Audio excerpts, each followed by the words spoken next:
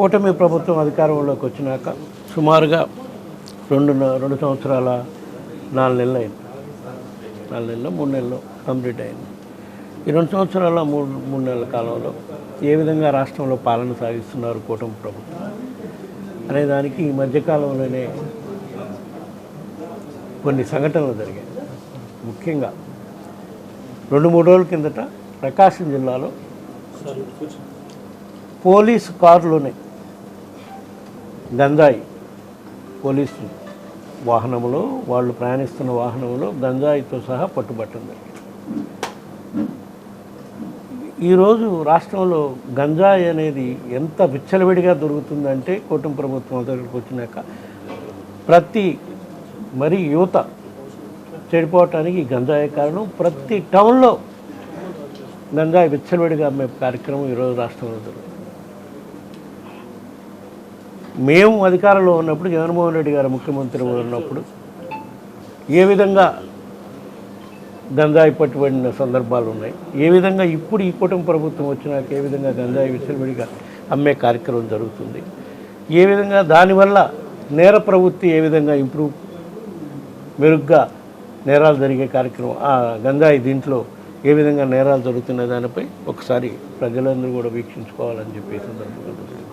ఎందుకంటే పోలీసు వాహనాల్లోనే గంజాయి ట్రాన్స్పోర్టేషన్ జరుగుతుంటే ఇంకా ప్రభుత్వమే దాన్ని చేయిస్తున్నట్టు కదా.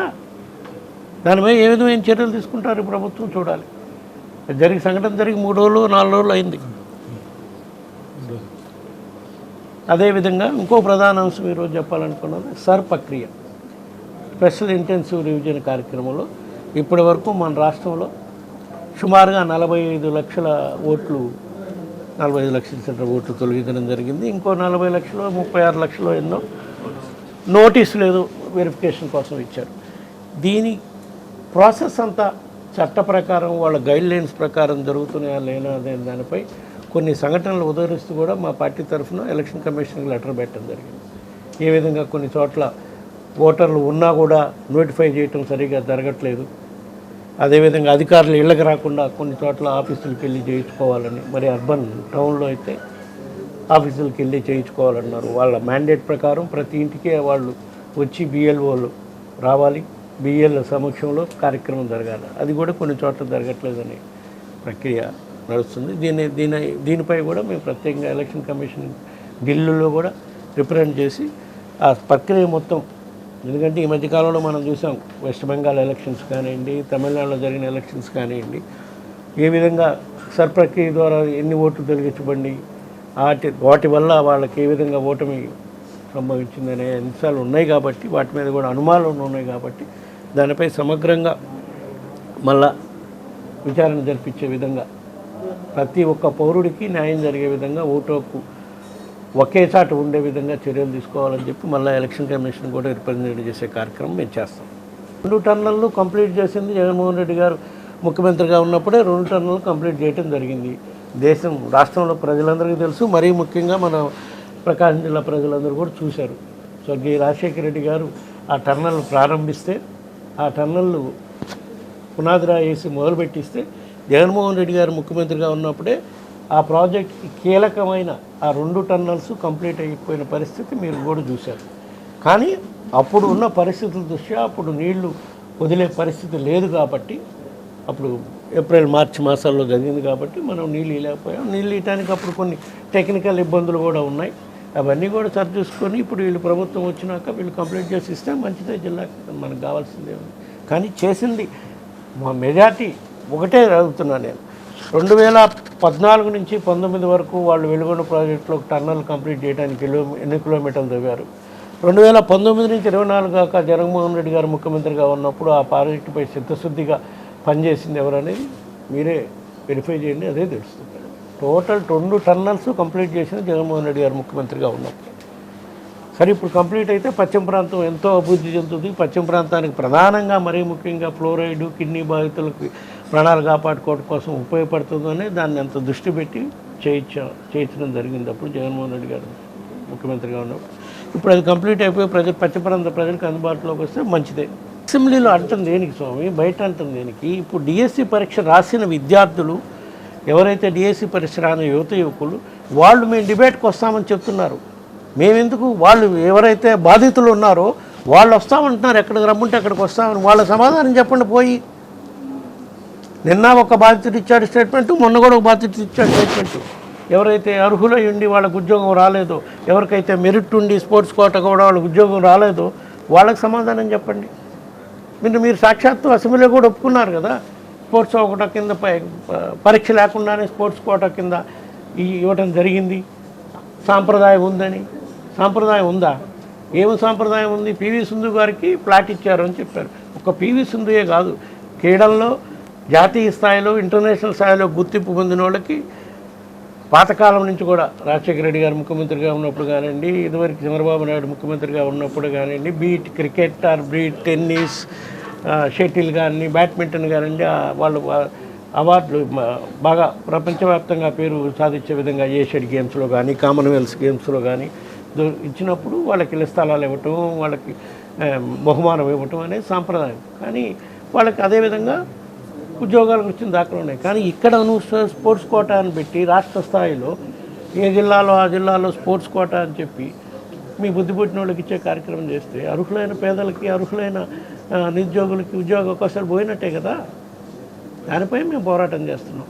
ఇప్పటికీ ఆయన ఛాలెంజ్ చేయాల్సిన పని లేదు. ఎవరైతే అర్హులైన ఉన్నారో వాళ్ళకి సమాధానం చెప్పండి. వాళ్ళకి ఎందుకు ఉద్యోగాలు ఇవ్వకపోయారో వాళ్ళు అడుగుతున్నారు చెప్పని. లేదా మీరు నిష్పక్షపాతంగా సిబిఐ ఎంక్వైరీ చేయండి.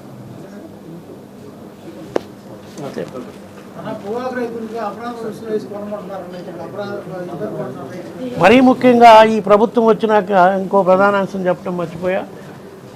రైతులు, ఏ రైతులు కూడా పరిస్థితి రాష్ట్రంలో అనుకూలంగా లేదు. ఈ వర్షాభావ పరిస్థితులు కానీ, పండిన పంట అమ్మే గిట్టుబాటు ధర లేక నష్టపోయే పరిస్థితులు ఉన్నాయి.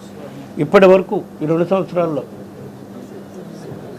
మిర్చి రైతులు అంటే మిరపకాయ రైతులు, మామిడి రైతులు, మొక్కజొన్న రైతులు, ఇప్పుడు లేటెస్ట్గా పొగాకు రైతులు, అరటి రైతులు, ఏ రైతుకి, టమోటా రైతులు, ఏ రైతుకి గిట్టుబాటు రావట్లేదు.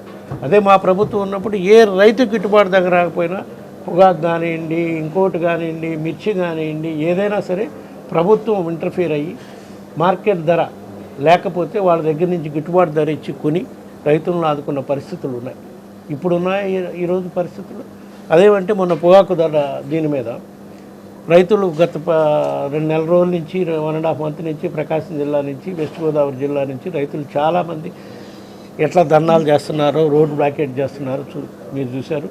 మా పార్టీ అధ్యక్షుడు జగన్మోహన్ రెడ్డి గారు కూడా వెస్ట్ గోదావరి జిల్లాలో పర్యటించడం, అక్కడ రైతుల బాధలన్నీ తెలుసుకోవడం జరిగినాక మేము గత పార్లమెంటు సమావేశాల్లో పీయూష్ గోయల్ గారిని కలవటం జరిగింది, ఎంపీలందరం కలిసి. ఈ విధమైన పరిస్థితి ఉందండి రైతులకి. రైతులను ఆదుకోవాల్సిన పరిస్థితి ఉంది. రాష్ట్ర ప్రభుత్వం ముందుకు రావట్లేదు. మీరే వాళ్ళకి సహాయం చేసే పరిస్థితి వేయాలని చెప్పి అడిగాం.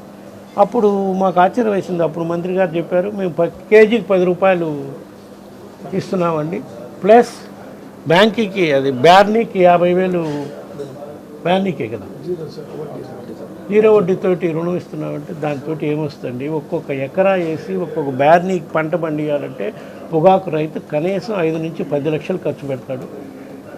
మనం ఇచ్చే 50,000 ఆ 10 రూపాయల కేజీ అనేది అసలు నథింగ్ అని కూడా మంత్రి గారికి చెప్తున్నారు. సో వీటన్నిటిపై కూడా మేము వైఎస్ఆర్ కాంగ్రెస్ పార్టీ తరఫున మళ్ళీ పోరాటం చేస్తూనే ఉంటాం. డిఏసీ కానివ్వండి, రైతుల పక్షాన్ని కానివ్వండి.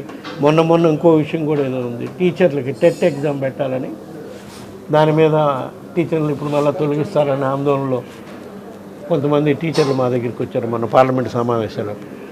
అది కూడా మేము మంత్రి దృష్టికి తీసుకుపోదామని మంత్రి గారి, కేంద్ర మంత్రి దృష్టికి తీసుకెళ్లే కార్యక్రమం చేశాం.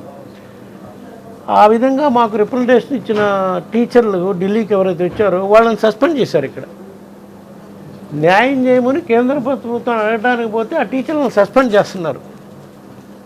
ఎంత అరాచకం జరుగుతుంది చూడండి మన రాష్ట్రంలో, కూటమి పాలన. సో వీటన్నిటి ప్రజలు గమనిస్తుంటారు. మేము వాళ్ళ పక్షాన ఎవరైతే బాధితులున్నారో వాళ్ళ పక్షాన మేము తప్పకుండా పోరాటం చేస్తామని చెప్పి సందర్భంగా